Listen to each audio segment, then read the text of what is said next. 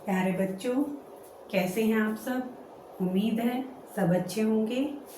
बच्चों, हमने अपनी पिछली वीडियो में हिस्ट्री की बुक का फर्स्ट पार्ट का फर्स्ट चैप्टर पढ़ा, जिसका नाम था big bricks beads and bones. आज हम सेकंड चैप्टर कर रहे हैं किंग्स, फार्मर्स एंड टाउन्स। बच्चों, चैप्टर जो हिस्ट्री के आप पढ़ते हैं, वैसे तो हर सब्जेक्ट पे इम्प्लीमेंट होती है बात, लेकिन फिलहाल हम हिस्ट्री में डिस्कस करेंगे। आप किसी भी चैप्टर को 1, 2, 3, 4 के कंपैरिजन में नाम से पढ़ेंगे तो उस चैप्टर के नाम से ही हमें बहुत कुछ आइडिया उस चैप्टर में क्या है इसका हो जाता है।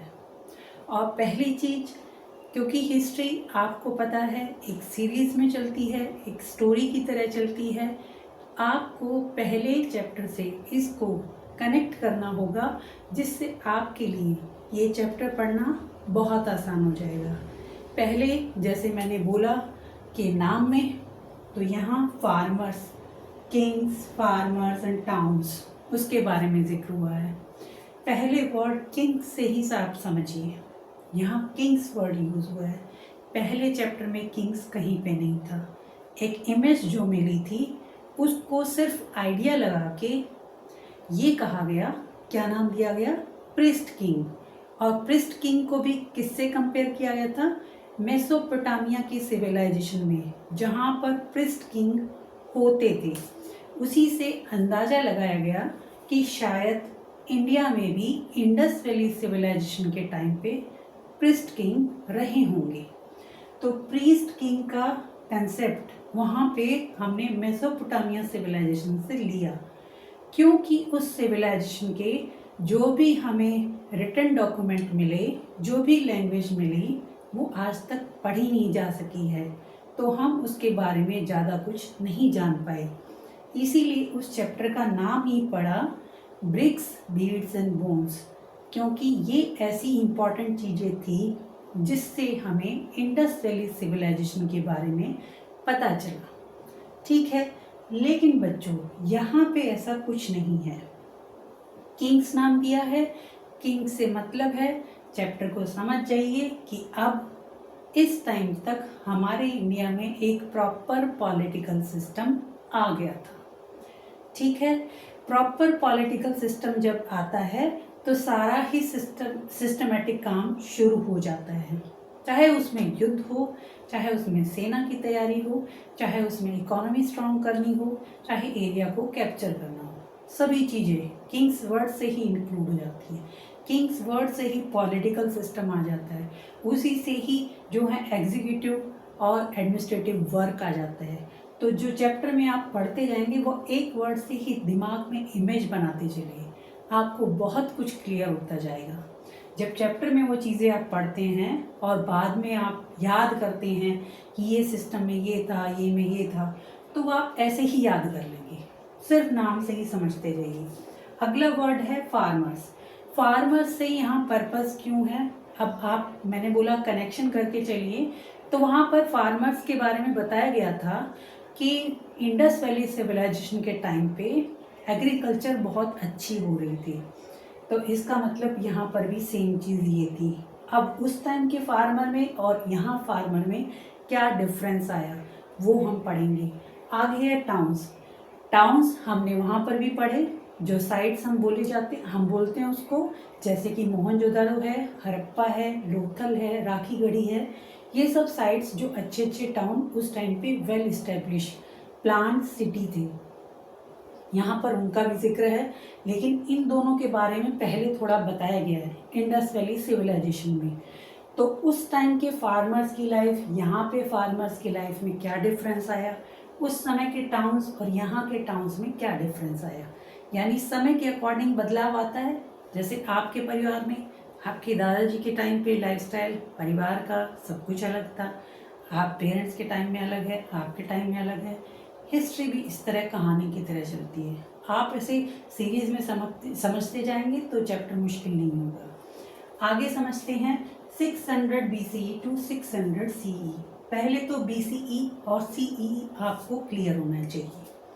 BCE पहले बच्चों BCE वर्ड यूज़ होता था बिफोर क्राइस्ट, लेकिन आजकल ये वर्ड यूज़ होता है बिफोर कॉमन एरा।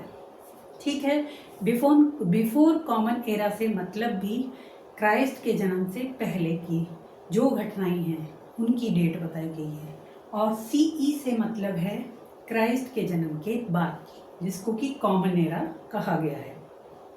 अब यहाँ डेट की बात, मैंने बोला था ना किंग्स, फार्मर्स एंड टाउन्स हमने समझा, तो डेट भी समझो। BCE और CE मैंने बताया। BCE और CE में अगर समझने के लिए मैं आपको और इजी करूं, तो जैसे आप टेम्परेचर देखते हैं, आप अभी जैसे बताते हैं गर्मी का सीज़न चल रहा है, आप बोलते हैं टेम्परेचर 45 डिग्री हो गया है।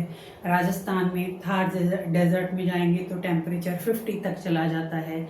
लेकिन वही ठंड के मौसम में आप लोग बताते हैं, आप लोग सुनते भी हैं कि लद्दाख जैसे कोल्ड डेजर्ट में वहाँ टेम्परेचर -50 डिग्री चला जाता है। अब -50 डिग्री से आपके दिमाग में ये चीज़ आ जाती है, इसका मतलब बहुत ज़्यादा ठंड। -40 डिग्री मतलब उससे कम ठंड, -30 उससे कम, -20, -10, फिर 5, 4, 3, 2, 1, जितना होता जाए उतनी कम ठंड, यानी कि -1 के कंपैरिजन में -50 में ज़्यादा, तो डेट वहाँ ऑपोजिट चलती है। ऐसे ही यहाँ पे डेट ऑपोजिट चलती हैं। क्राइस्ट के बर्थ से पहले की जो डेट आएंगी वो शायद ऑपोजिट चलेंगी, और उसमें ये समझते जाइएगा जितनी डेट आगे की है, जितनी ज़्यादा बड़ी डेट है, वो उतना ही पुराने समय की बात हो रही है। ठीक है, अब हम टाइम का ऐसे डिस्कस करते हैं। चैप्टर का नाम डिस्कस किया, BCE CE मैंने एक्सप्लेन किया, फिर आगे है 600 BCE टू 600 CE। अब बच्चों हमने थोड़ा सा, आपको मालूम होगा कि उस चैप्टर में जो हमने डिस्कस किया था कि जो इंडस वैली सिविलाइजेशन है उसका टाइम क्या था, 6000 BCE से 2600 BCE तक early Indus valley civilization, early Harappan civilization था, और 2600 से 1900 मैच्योर सिविलाइजेशन। उसके बाद 1900 से जो है 1300 BCE तक का क्या टाइम था, जिसमें कि लेटर हड़प्पन, धीरे धीरे जो हमारी हड़प्पन सिविलाइजेशन है जो डिक्लाइन हो गई थी। अब आते हैं आगे की कहानी पे। यहाँ डिस्कशन बच्चों 600 BCE में हो रहा है, और हमने कहानी वहाँ छोड़ दी थी 1900 BCE में, क्योंकि 2600 से 1900 का टाइम ड्यूरेशन ही हमने ज़्यादा पढ़ा। उसके बाद तो हमने अंदाज़ा ही लगाया, क्योंकि इंडस वैली सिविलाइजेशन के प्रूफ आगे उस टाइम में मिलने बंद हो गए थे, तो हमने ये अंदाज़ा लगाया कि धीरे धीरे ये सिविलाइजेशन ख़त्म हो गई। तो 1500 से लेकर 1500 BCE से लेकर 500 BCE तक के टाइम को आर्यंस का या वैदिक पीरियड बोला जाता है, यानी उस समय पे इंडिया में आर्यंस का आगमन हो चुका था।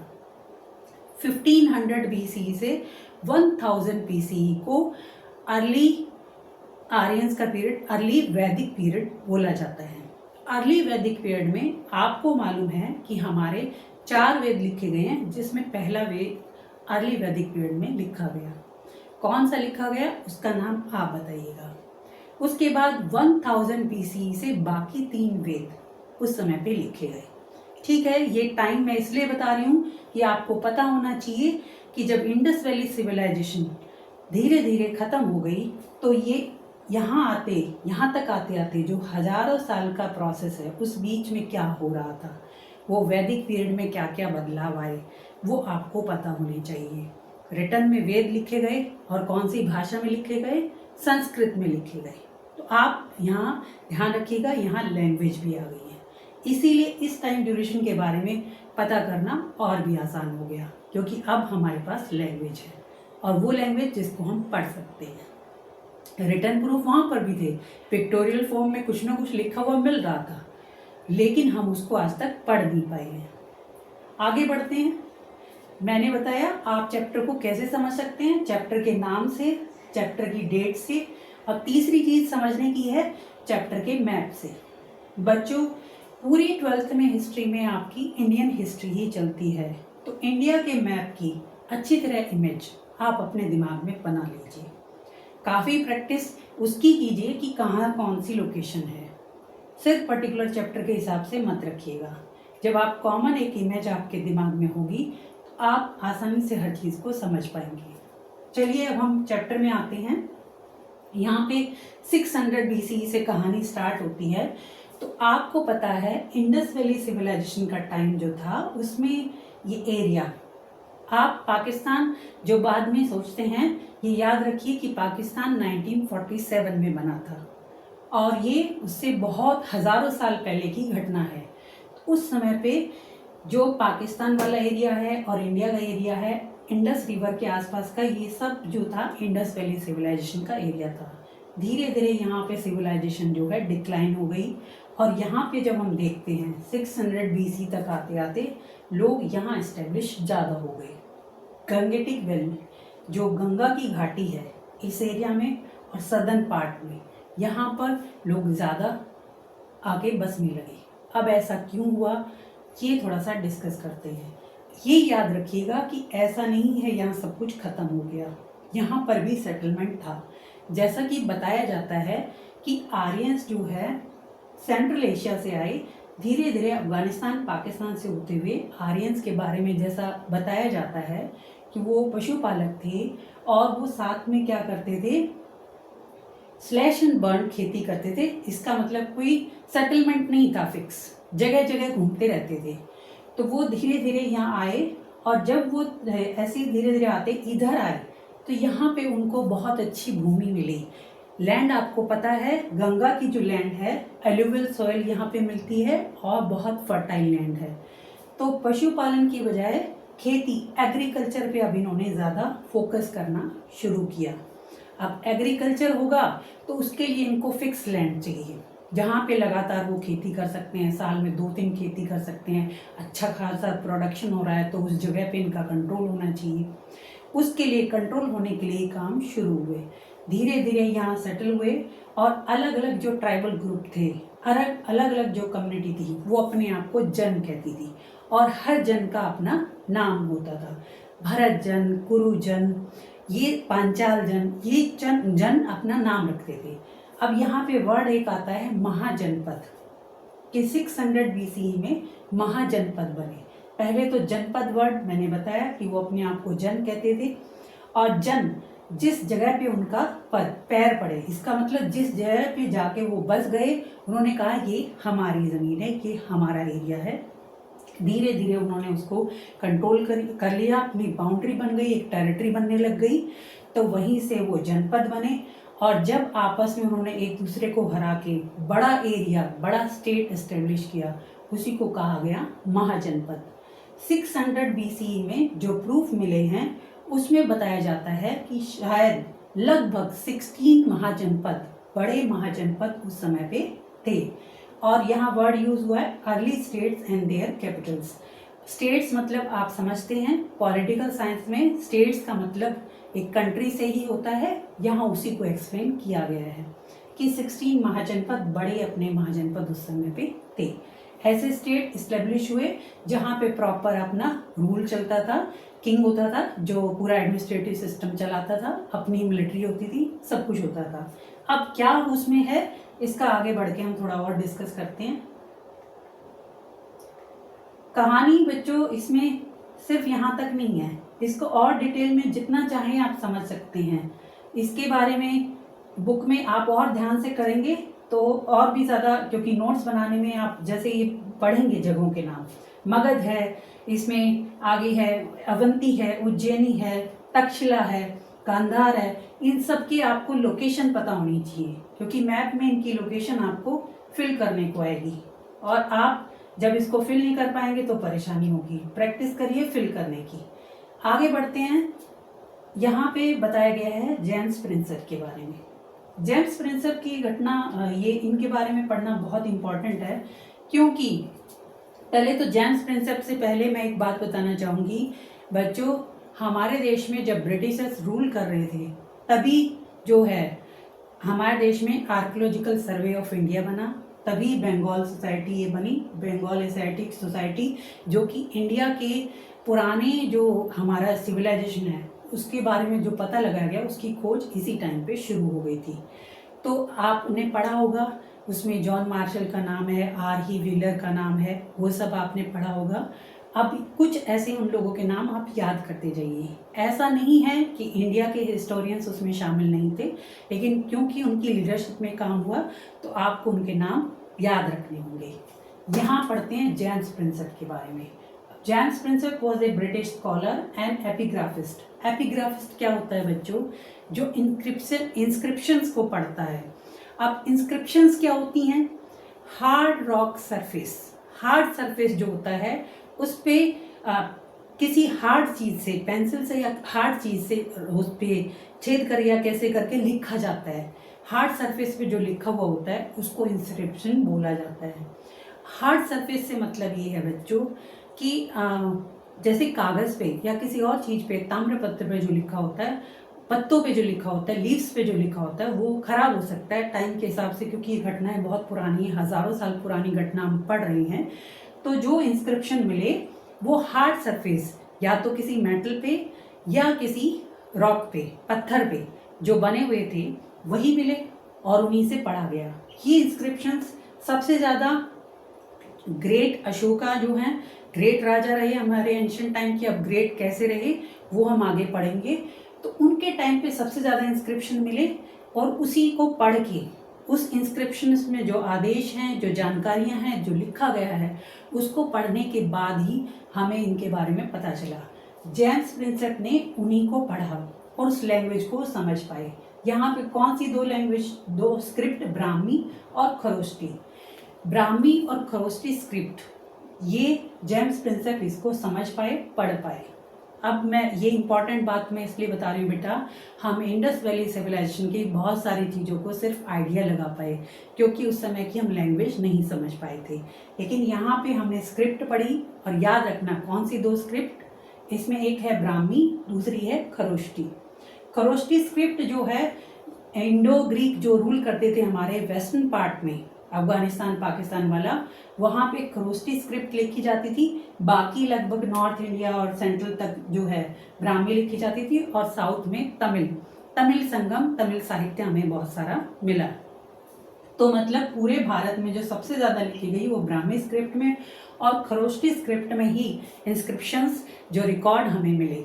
अब आप सोचिए, इतने ज़्यादा रिकॉर्ड जो पूरे इंडिया के इतने बड़े पार्ट में हमें मिल रही हैं और उस लैंग्वेज को हम पढ़ना जानते हैं, तो इस इतिहास के बारे में कितना कुछ हम जान सकते हैं।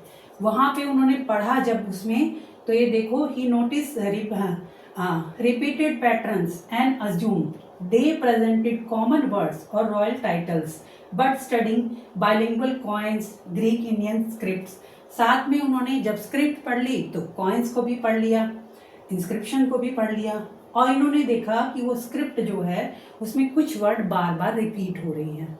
जो बार बार वर्ड रिपीट हो रहे हैं उसमें देखा, one of his key discoveries was the phrase Devanam Piyadasi, meaning beloved of gods. Later it was identify a title of Ashoka.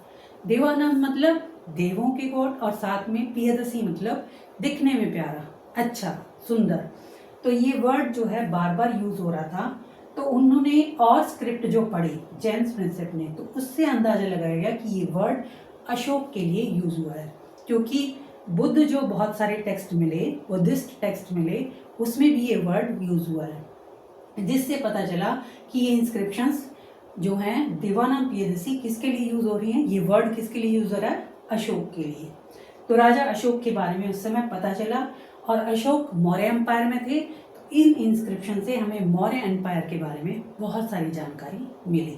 तो आपको याद रखना है 19वीं सेंचुरी में जेम्स प्रिंसेप ने जब इन दोनों, ये इंपॉर्टेंट याद क्या रखना है, ब्राह्मी और खरोष्टी स्क्रिप्ट को पढ़ा, और उसके बाद ही देवानाम पियदसी यहाँ पे जो अशोक के बारे में उन्होंने ये टाइटल पढ़ा, ये टाइटल उनको दिया जाता इंस्क्रिप्शन में, और हर जगह ये टाइटल मिला, जिससे ये आइडिया हुआ कि बार बार ये रिपीट हो रहा है, और बुद्धिस्ट टेक्स्ट में भी मिला, तो पता चला कि ये अशोक के लिए ये वर्ड यूज हो रहा है। ठीक है, आगे बढ़ते हैं बच्चों, आगे देखते हैं कि क्या बताया गया है। आप ये एक एक चीज़ को ऐसे समझते हुए जाइएगा, क्योंकि सिर्फ इतना याद करने भरने से काम नहीं होगा, हमें आगे भी चलना होगा। और मुझे लगता है कि इसको पढ़ने से ज़्यादा आपको अब बुक में जितना बताया है उसको याद भी करेगा। इससे मुझे एक और चीज़ याद आई कि बुक के स्टार्टिंग में एक और चीज़ बताई गई थी, मेगालिथ। मेगालिथ क्या होता है बच्चों? जैसे हमने इंडस वैली सिविलाइजेशन के बारे में पढ़ा था, तो वहाँ पे बरियल्स के बारे में बहुत ज़्यादा पढ़ा। बरियल्स से जो हमें रिकॉर्ड मिले, जो हमें डाटा मिले, तो यहाँ पर भी मेगालिथ वर्ड यूज़ हुआ है। तो मेगालिथ का मतलब है कि उस समय पे जो बरियल्स थे, जो लोगों को दफनाया जाता था, उनके ऊपर पत्थर से बुक में वो इमेज बनी हुई है, पत्थर रख दिए जाते थे। तो वो जो एक तरह से मतलब वो क्या कहें उसके लिए, एक शवगृह या कुछ ऐसा बना दिया जाता था, जो भी उसको मेगालिथ बोला जाता था। इसीलिए मेगालिथ वर्ड में आप कंफ्यूज मत होइएगा कि ये मेगालिथ वर्ड किसके लिए यूज़ हुआ है। तो आप समझ जाइए कि जो उस समय पे लोगों को दफनाया जाता था, तो उसके लिए वर्ड यूज़ होता था। तो कहानी को आगे बढ़ाते हैं। उससे पहले और कुछ आपको पूछना है तो आप उसमें साथ में कमेंट बॉक्स में लिखते जाइएगा। जो जो टॉपिक में जहाँ चीज़ें समझ में नहीं आती हैं उसको हम डिस्कस करते चलेंगे। मुझे ज़रूर बताइए बच्चों कि कहाँ कौन से टॉपिक में आपको प्रॉब्लम आ रही है। यहाँ पे देखो, आगे बढ़ते हैं। जब मैंने महाजनपद का जिक्र किया तो सबसे बड़े महाजनपद में निकल के आया मगध। 16 महाजनपद की बात हो रही थी, जिसमें सबसे बड़ा बना मगध। मगध जो कि प्रेजेंट में बिहार में है। अब यहाँ पे इसका टाइम ड्यूरेशन याद रखिएगा। 16 महाजनपद का जिक्र हो रहा था, अब यहाँ पे कुछ फैक्ट याद करते जाइएगा। जेम्स प्रिंसेप का नाम याद कर लिया, उन्होंने ब्राह्मी या खरोष्टी स्क्रिप्ट का पता लगाया, और प्रियदर्शी वर्ड जब उन्होंने देखा बार बार रिपीट हो रहा है, तो समझ में आया ये टाइटल जो है अशोक के लिए यूज हो रहा है। ऐसे बीच बीच में रिपीट करते जाइए तो ये नाम और डेट साथ साथ ही याद हो जाएंगे। आगे बढ़ते हैं। Magadh the most powerful state, उस समय पे सबसे पावरफुल स्टेट मगध बन के आया, और इसका टाइम ड्यूरेशन 6 से 4th सेंचुरी BCE। इस टाइम ड्यूरेशन को याद रखिएगा। इस समय में सबसे पावरफुल बना मगध, प्रेजेंट में बिहार में। और इसका ये इतना पावरफुल क्यों बना, इसके पीछे रीज़न क्या है ये बताया गया है। इसका जो है, ये मैं पहले कैपिटल का ही बताना चाह रही थी। कैपिटल जो है इसकी पहले थी राजगृह, जो कि हिल्स के बीच में थी और चारों तरफ से जो है दुर्ग में, मतलब दुर्ग से सुरक्षा दी हुई थी। बाद में इसकी कैपिटल बनी पाटलिपुत्र, जो प्रेजेंट में इसको पटना कहा जाता है। इसके पावरफुल बनने के पीछे कुछ और रीज़न भी थे। जैसे पहला एग्रीकल्चर, एक्सट्रीमली प्रोडक्टिव रीज़न। मैंने आपको चैप्टर के स्टार्टिंग में ही बताया था कि आर्यंस जब धीरे धीरे यहाँ आए गैंगेटिक वैली में, और यहाँ की मिट्टी इतनी, सॉइल इतनी फर्टाइल थी, एलुवियल सॉइल में इतनी खेती होती थी, प्रोडक्शन बहुत बड़े लेवल पे होता था। अब जो प्रोग्रेसिव एरिया होगा, जहाँ प्रोडक्शन इतना है, जहाँ सबको खाने को मिल रहा है, तो वहीं ज़्यादा पब्लिक आगे सेटल हो जाएगी। एक बहुत बड़ा रीज़न रहा। अगला resource, proximately to iron mines, Jharkhand for tools and weapons. अब आप देखिए, मैंने ये भी बताया था कि जब जो आर्यंस की अपनी कम्युनिटी आई, जन आए, वो दूसरे जन को हरा के और खुद को अपने आप को पावरफुल बनाया, तो उसके लिए उनको वेपन्स की ज़रूरत थी। तो वो वेपन्स किससे बनने लगे? आयरन से। अब यहाँ एक और चीज़ क्या याद की करनी है, आयरन, क्योंकि इंडस वैली सिविलाइजेशन के टाइम पे आयरन मेटल का कोई प्रूफ नहीं मिला है। इसका मतलब इंडस वैली सिविलाइजेशन के लोग आयरन को यूज़ करना नहीं जानते थे, लेकिन इस टाइम तक आते आते यहाँ के लोगों को आयरन यूज़ करना आता था। और आपको पता है, जो इंडस वैली सिविलाइजेशन में ब्रॉन्ज और कॉपर का यूज़ होता था, यहाँ आयरन का यूज़ हो रहा है। आयरन से जो है खेती करना भी आसान है। वहाँ जो गंगा के आसपास की घाटी में जो जंगल है उनको काटा जा सकता है। खेती करने में जो आयरन के जो हल हैं उनके वो लगाए जा सकते हैं, और आयरन के टूल्स बनाए जा सकते हैं, साथ में वेपन्स बनाए जा सकते हैं, वो ज़्यादा मजबूत होंगे। तो इनके लिए आसान हो गया काम। अगला है military, availability of elephants from local forest. मैंने बताया कि गंगा घाटी है, आसपास जो हैं जंगल भी बहुत सारे हैं, तो जंगल से इनको हाथी भी मिल जाते थे अपनी फौज के लिए, सेना के लिए। सेना क्यों? बेटा इतना बड़ा साम्राज्य है, उसको चलाना है तो सुरक्षा तो करनी ही होगी, नहीं तो दूसरे जनपद के राजा अटैक करेंगे और अपने एरिया को बढ़ाने की कोशिश करेंगे, तो सेना को मजबूत करना ही होगा। अगला है communication, cheap transport via the Ganga and its tributaries. Ganga और उसकी सहायक नदियों से जो हैं, मतलब वाटरवेज से ट्रांसपोर्ट जो है इजी था, चाहे राजा तक कोई इंफॉर्मेशन देनी हो, चाहे गुड्स के इधर से उधर ले जाना हो, ट्रेड के पर्पज से हो, तो वो सब काम हो रहे थे। इसके साथ साथ एक और इम्पॉर्टेंट काम क्या था, क्यों पावरफुल बना, उसका एक बड़ा रीज़न था, उस समय के जो राजा, मगध में जो राजा रूल कर रहे थे, वो बहुत ही एम्बिशियस थे अपने साम्राज्य को मजबूत बनाने के लिए। हालांकि कई जगह उनके लिए वर्ड ऐसा यूज़ हुआ है कि बहुत क्रूअल थे, बहुत ज़्यादा टैक्स कलेक्ट करते थे, लेकिन वो एम्बिशियस थे अपने साम्राज्य को मजबूत बनाने के लिए, इसीलिए उन्होंने सेना को भी काफ़ी मजबूत बनाया। आगे बढ़ते हैं। अब ये मजबूत जो साम्राज्य बने, उनमें कौन सा एम्पायर ऐसा था जो सबसे ज़्यादा मजबूत रहा, उसका हम थोड़ा डिस्कशन करेंगे। आप मौर्य साम्राज्य के बारे में जानते होंगे।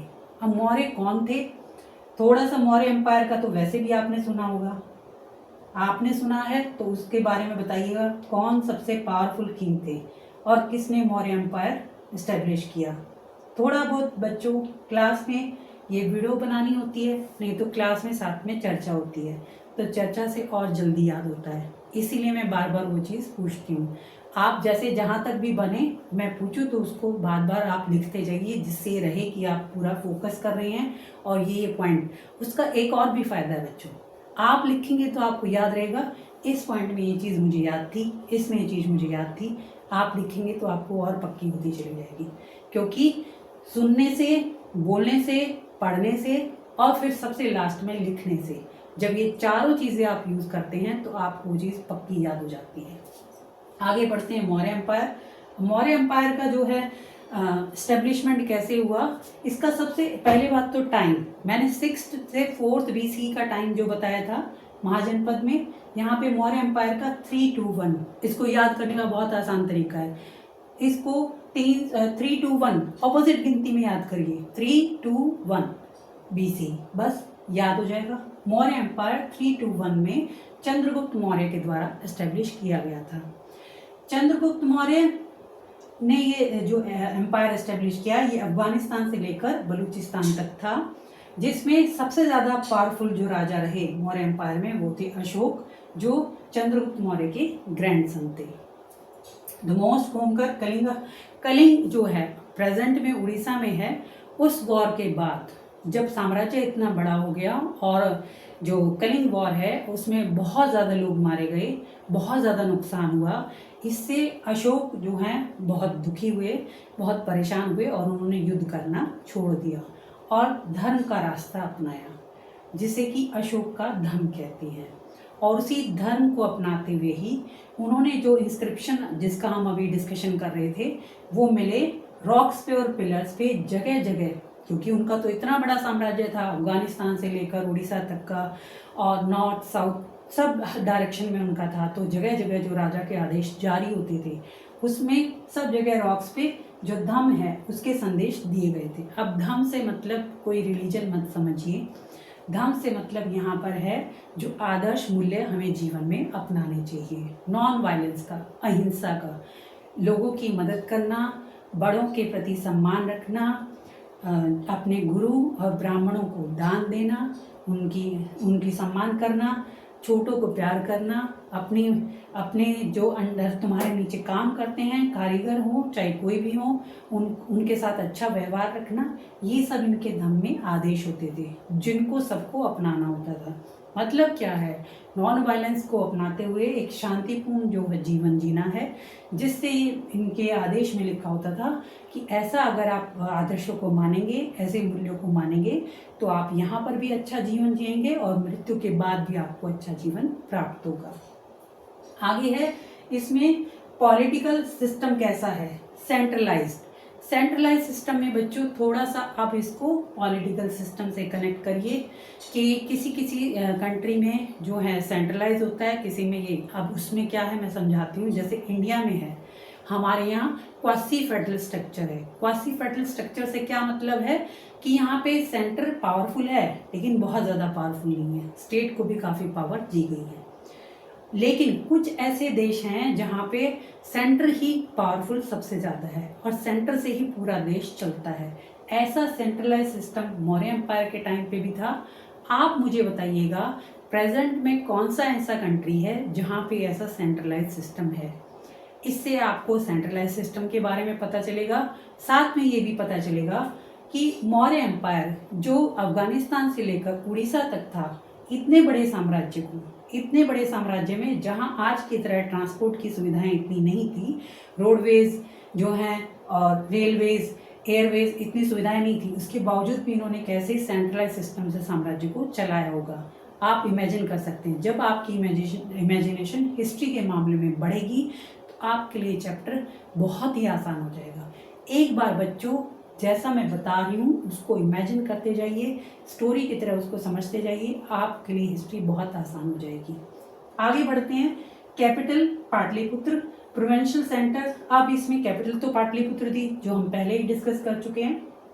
तक्षशिला, उज्जैनी, तोसाली एंड स्वर्णगिरी। यहाँ पे बच्चों ये समझने की बात है, जो इम्पोर्टेंट सेंटर हैं उनमें नॉर्थ, साउथ, ईस्ट, वेस्ट सभी डायरेक्शन आ गई, क्योंकि तक्षशिला वेस्ट साइड में हमारे पाकिस्तान की तरफ, उज्जैनी सेंट्रल में, तोसाली ईस्ट में उड़ीसा में। वहाँ पर क्यों? क्योंकि कोस्टल एरिया है और सी रूट से ट्रेड होता है। और नीचे स्वर्णगिरी सदर्न पार्ट में हमारे, जहाँ से गोल्ड आता है, अभी भी गोल्ड हमें मिलता है वहाँ की माइन से। आगे है कमिटीज। इसमें बताया गया है कि जो आर्मी थी उस टाइम पे मौर्य एम्पायर में, उनकी सेना जो थी उसकी 6 सब कमेटी थी। सब कमेटी कैसे डिवाइडेड थी? सब कमेटी में जो डिवीजन था उसमें एक में जैसे नेवी, एक में घुड़सवार, रथ सवार, जिनका यहाँ आगे देखो जिक्र भी किया गया है। सब committees for coordinating military activity, navy, transport, infantry, cavalry, chariots and elephants, सब में डिवीजन था। ठीक है, घुड़सवार की अलग सेना है, हाथी की अलग सेना है और रथों वालों की अलग सेना है, और उन सब के नेवी भी है साथ में, और उन सब के सब डिवीजन हैं जो इनको संभालने का काम करते हैं, जो सेना को फूड प्रोवाइड कराते हैं, जो सेना के लिए बाकी सामान प्रोवाइड कराते हैं। यहाँ पे मेगास्थनीज का जिक्र आया है बच्चों, तो मेगास्थनीज के बारे में थोड़ा सा जानिएगा। और मेगास्थनीज के साथ साथ मौर्य एम्पायर के प्रूफ हमें ये याद रखना है। प्रूफ कैसे मिले? इंस्क्रिप्शन से मिले। मेगास्थनीज की बुक थी इंडिका, उससे मिले।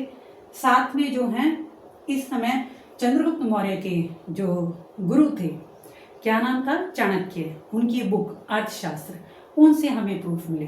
तो इतने सारे प्रूफ हमें मौर्य एम्पायर के बारे में बताते हैं। मेगास्थनीज जो थे बच्चों, आपको सिकंदर के बारे में पता होगा, जब वो पोरस से लड़ाई हुई थी इंडिया के वेस्टर्न पार्ट में, अफगानिस्तान की तरफ, वहाँ पे सेल्यूकस निकेटर, उनका जो रिप्रेजेंटेटिव एक तरह से कहें, उसको छोड़ के गए, वो रूल कर रहा था। चंद्रगुप्त मौर्य ने उसको हराया और उस एरिया को कैप्चर किया। उसके बाद सेल्यूकस निकेटर वापस चला गया। सेल्यूकस निकेटर ने अब इनसे दोस्ती की। उनकी बेटी की शादी चंद्रगुप्त मौर्य से हुई और उन्होंने अपना एम्बेसडर, ग्रीक एम्बेसडर जो है मौर्य एम्पायर में भेजा। तो ये वही मेगास्थनीज जो है ग्रीक जो है एम्बेसडर है, जो यहाँ पे चंद्रगुप्त मौर्य के टाइम पे रहा। उसने अपनी बुक लिखी इंडिका, जिसमें इंडिया के बारे में बहुत कुछ मिलता है हमें प्रूफ, कि उसमें मौर्य एम्पायर के टाइम पे मिलिट्री कैसी थी, सोशल सिस्टम कैसा था, एडमिनिस्ट्रेटिव सिस्टम कैसा था, कैसे एडमिनिस्ट्रेशन सेंट्रलाइज था, सेना कैसे मजबूत बनी हुई थी, ये सब चीज़ें इन्होंने उसी में बताई हैं। तो कितने सारे प्रूफ हमें बच्चों इस चीज़ से मिल रहे हैं। आप ऐसे ही देखते जाइए कि एक चीज़ से ही हमें कितना कुछ पता चलता है। एक प्रूफ हमें पूरी कहानी बता देता है। तो किसी भी एक प्रूफ को उठाइए आप और कहानी को आगे बढ़ाते जाइए, आपके लिए चैप्टर बहुत आसान हो जाएगा। तो आज बच्चों सोचते हैं कि इतना ही करें, क्योंकि इतना कुछ इस चैप्टर में है, बहुत कहानी आगे इसमें है। इंस्क्रिप्शन का मैं थोड़ा सा आपको बताऊंगी कि बुक में एक मैप है जिसमें बताया गया है कि अशोक के इंस्क्रिप्शंस कहाँ कहाँ मिले। आपको थोड़ा सा उसको देखना है, लोकेशन, कुछ इम्पॉर्टेंट इंस्क्रिप्शन जो है उनकी प्लेस याद रखनी है, कहाँ कहाँ पर मिले, वो याद कीजिएगा। यहाँ तक जितना कराया है वो याद कीजिएगा। बाकी हम आगे का चैप्टर, क्योंकि आगे इसमें और बहुत सारा दिया गया है, उसका थोड़ा सा मैं इंट्रोडक्शन जो बता सकती हूँ अभी से थोड़ा सा बता देती हूँ एक कहानी के रूप में। बाकी पॉइंट तो हम बाद में डिस्कस करेंगे ही। इसके बाद जब मौर्य एम्पायर का दे रखा है तो ये बताया गया है कि ये एम्पायर 150 साल ही चला, उससे ज़्यादा नहीं चला। अब 150 साल बहुत होते हैं, लेकिन इतिहास के हिसाब से 150 साल कुछ भी नहीं है, क्योंकि ये हज़ारों साल का इतिहास है, उसमें 150 साल तो कुछ भी मायने नहीं रखता है। इसके बाद जब मौर्य एम्पायर ख़त्म हुआ तो इंडिया में जगह जगह बहुत सारे एम्पायर आ गए। बहुत सारे में कहानियाँ जैसे साउथ की है, उसमें बताया गया कि किंग नहीं होते थे, चीफ और चीफडम्स होते थे। चीफ और चीफडम से ये समझ सकते हैं सरदार मतलब कुछ पर्टिकुलर जमीन या कुछ पर्टिकुलर एरिया पे रूल करने वाले लोग। ठीक है, वो बच्चों जो हेरिडिकल भी हो सकते हैं, वैसे ऐसा नहीं होता था। काबिल जो होते थे वो उस एरिया पे रूल करते थे और उनसे टैक्स कलेक्ट नहीं करते थे, गिफ्ट लेते थे और कुछ गिफ्ट अपने पास रखते थे क्योंकि उनको भी काम होता था और कुछ ज़रूरतमंद को दे देते थे। तो वहाँ पे साउथ में आप याद रखिएगा कौन से थे 3, क्योंकि उनका छोटा छोटा ही जिक्र है, इसीलिए मैं थोड़ा सा आइडिया दे देती हूँ आपको। उसमें है चोला, चेरा और पांड्या। 3 तो नाम आप बार बार रिपीट करिएगा, मैं जब पॉइंट लिखाऊंगी तो उससे पहले ही आप रिपीट कर लेंगे तो आपको जल्दी याद हो जाएगा। चोला, चेरा और पांड्या आप दिमाग में और कुछ नहीं तो इस तरह याद कर सकते हैं। चोला एम्पायर लगभग प्रेजेंट के आंध्र प्रदेश के आसपास का था, चेरा जो है केरला में था और पांड्या तमिलनाडु में। आप स्टेट से कनेक्ट करेंगे तो आपके लिए भरना बहुत आसान हो जाएगा मैप में, और लिखना भी बहुत आसान हो जाएगा। चोला एम्पायर कहाँ? आंध्र प्रदेश के आसपास के एरिया में। चेरा एम्पायर कहाँ? केरला के आसपास। और पांड्या तमिलनाडु के आसपास में, उस एरिया में ये 3 एम्पायर थे।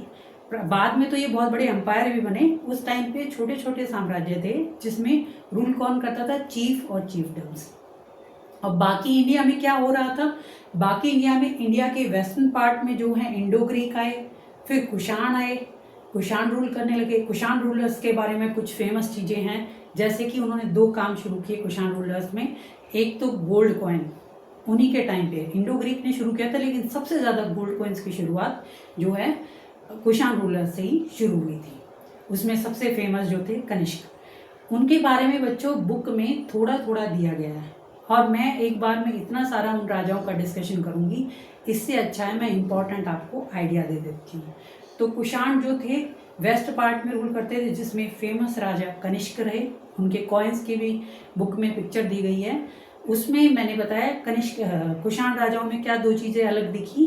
पहला कि उन्होंने गोल्ड कॉइन्स जारी किए। दूसरा, वो अपने नाम के साथ देवताओं के नाम, देवों के प्रिय, इस तरह से नाम टाइटल दिए जाते थे अपने आप को। जैसे कि उस समय बताया गया है कि यही सिस्टम उस समय चाइना में भी चलता था। जो चाइना के रूलर हैं वो अपने लिए भी जैसे गॉड को रिप्रेजेंट कर रहे हैं, वो ऐसे अपने आप को वो प्रेजेंट करते थे, ताकि जनता उनकी बात को सुने कि हमें तो देवों ने, भगवान ने हमें भेजा है तुम पे रूल करने के लिए, चलाने के लिए, क्योंकि हम भगवान के रिप्रेजेंटेटिव हैं, तो तुम हमारी बात मानो। उसके बाद राजस्थान और गुजरात के एरिया में जो थे वो शक रूल कर रहे थे, और हमारे दक्कन के एरिया में जो महाराष्ट्र वाला एरिया है वहाँ पे सातवाहन रूल कर रहे थे। तो ये कुछ इंपॉर्टेंट ऐसे नाम हैं, आपको जस्ट आइडिया होना चाहिए। वेस्टर्न पार्ट में कौन थे? कुषाण, फिर उसके बाद शक, फिर उसके बाद सातवाहन। ठीक है, बाकी सेंट्रल में जहाँ पे मौर्य एम्पायर था वहाँ पे हम पढ़ेंगे। गुप्ता एम्पायर आया था बहुत बड़ा, उसको हम अच्छी तरह से पढ़ेंगे। गुप्ता एम्पायर के बारे में काफ़ी कुछ दिया गया है, उसको हम डिटेल में पढ़ेंगे। साउथ का जो मैंने बताया, चोला, चेरा और पांड्या। चोला जो है आंध्र प्रदेश के एरिया में, चेरा जो है केरला के में, और पांड्या तमिलनाडु में।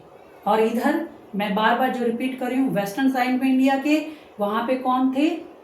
कुषाण राजा, जिसमें कि कनिष्क फेमस थे। और उसके बाद गुजरात और राजस्थान में शक, और इधर महाराष्ट्र साइड में आ गए सातवाहन। यहाँ तक का बच्चों आप याद कर लो। इसके बाद गुप्ता एम्पायर पढ़ेंगे, और गुप्ता एम्पायर के बाद सीधे कहानी आ जाती है फार्मर्स की लाइफ कैसी थी और टाउन्स कैसे थे। इस तरह से हमारा चैप्टर पूरा हो जाएगा। लेकिन बच्चों, गुप्ता एम्पायर के बारे में भी बहुत कुछ बताया गया है कि गुप्ता एम्पायर कैसे इस्टेब्लिश हुआ, कौन कौन रूल कर रहा था, किस राइटर ने क्या लिखा। उसके बाद जो है टाउन्स कैसे थे, फार्मर्स की लाइफ कैसी थी, उसमें बहुत कुछ है। एक साथ इतना मैं समझ सकती हूँ, इतना कुछ नहीं याद कर सकते, तो मैंने अभी यहाँ तक का कराया है। आप यहाँ तक का इसको बार बार सुनिएगा, इंपॉर्टेंट पॉइंट जो मैंने बोला वो इसमें भी लिखिएगा, कमेंट बॉक्स में भी, खुद अपनी कॉपी में भी लिखिएगा और बुक में भी पढ़िएगा, आपको चैप्टर जल्दी याद हो जाएगा। मैं थोड़ा थोड़ा करके इसीलिए करा रही हूँ ताकि आपके दिमाग में पूरा चैप्टर अच्छी तरह बिल्कुल बैठ जाए, बिल्कुल पॉइंट्स नोट्स आप अच्छी तरह बना पाओ। कहानी की तरह सुनते जाओ, हल्की हल्की समझते जाओ, प्रेजेंट से पास्ट को कनेक्ट करते जाओ, तो आपको चैप्टर बहुत अच्छी तरह याद हो जाएगा। वीडियो पसंद आए तो लाइक करिएगा और साथ में जो जो मैंने पूछा कमेंट जरूर करिएगा, जिससे मुझे पता चले आप कितना ध्यान दे रहे हैं। थैंक यू बच्चों।